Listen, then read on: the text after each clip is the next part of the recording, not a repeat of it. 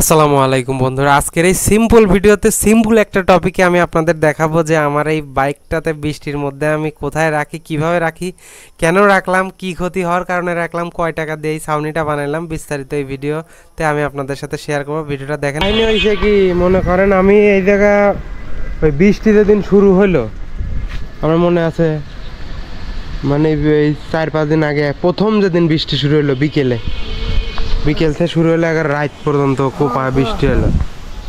তো ওই দিন মনে করেন আমি এই গাড়ি এই জায়গা ছিল, সারাক্ষণ গাড়ি বৃষ্টি ভিজেছে। ভিজার পরে মনে করেন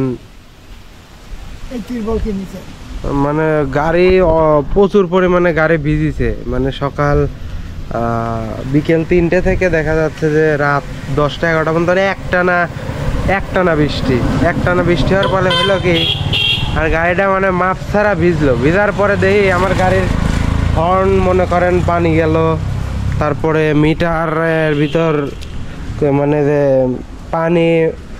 পানি ঢুকলেও যে এক ধরনের ভাব উঠে যায় না, যে ঘরের মধ্যে পানি ঢুকে গেলে যেরকম একটা কুয়াশার মতো হয়, ওই রকম হবে লাগলো। তো সব মিলে আর কি মনে করেন আমার অনেক কিছু ভিজে গেল, মানে গাড়ি একটু ডিস্টার্ব দিবেন লাগলো। পরে আমি চিন্তা করলাম তাহলে কি করা যায়। তো এই জায়গাটায় যে কি জানি কয়, ওই যে বিভিন্ন পোস্টার টানানো রয় নাই, ওই সব পোস্টার দিয়েও যে এই বাসার একটা ছেলে একটা জায়গা বানাইছিল। তো হনেই আমি আগে আমার ওই নীল গাড়িটা ওই জায়গায় রাখতাম। পরে ওইটা ওই একজন অটো এর মধ্যে ঢুকো দিছিল, শুক্রবারে ঢুকো দিয়ে ছিঁড়ে ফেলানোর পরে তখন আর উপরে কিছু ছিল না, অমনি রাখতাম আর কি, এই অমনি এক খোলা আকাশের নিচে রাখতাম। তে ওই দিন বৃষ্টি মানে অনেক কিছু নষ্ট হয়ে গেল। পরে এখন কি করব, পরে এই ত্রিপলটা কাকা কিনে আনলাম। এই ত্রিপলটার দাম নিচে হচ্ছে, লম্বায় আছে 8 ফিট আর চওড়া ছিল হচ্ছে 6 ফিট। আমি 1 ফিট চওড়া কাটে ফেলা 5 ফিট বানাইছি, আরও হাফ ফিট কাটা লাগতো। তো যাই হোক, এই ত্রিপলটার দাম লিখে হচ্ছে কাকা ত্রিপলটার দাম লিখে হচ্ছে 180 কি 170 মেবি, হ্যাঁ 170। আর আপনারা যে 4 সাইডে সেলাই করি না, সেলাই করে ফিতে নিয়ে লাগালিছি। হ্যাঁ, এই ফিতে লাগাতে নিলে হচ্ছে 50 টাকা।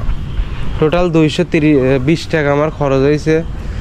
টোটাল 20 টাকা খরচ করে মনে করেন এই সেট আপটা এই জায়গা দিচ্ছি। দেওয়ার পরে আলহামদুলিল্লাহ বৃষ্টি যতই হোক, মানে গাড়িতে একটু হালকা সিট মিট আসে, কিন্তু গাড়ি আর ওই রকম চুপচুপো যে ভেজা, ওইটা আর এখন ভিজতেছে না, বুঝছেন। এই জিনিসটা আবার একটু ভালো হয়েছে।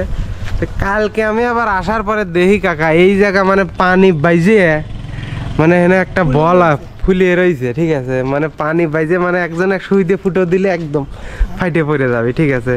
পরে এখন কি করব চলে যায়, কিন্তু যখন আমি থাকবো না তখন যদি এই জায়গা পানি ভরে এরকম বেলুন হয়ে থাকে তখন তো সমস্যা। এই নিচে হয়ে গেছে বুঝছেন, এই নিচে বলে গেছে মানে মাঝে।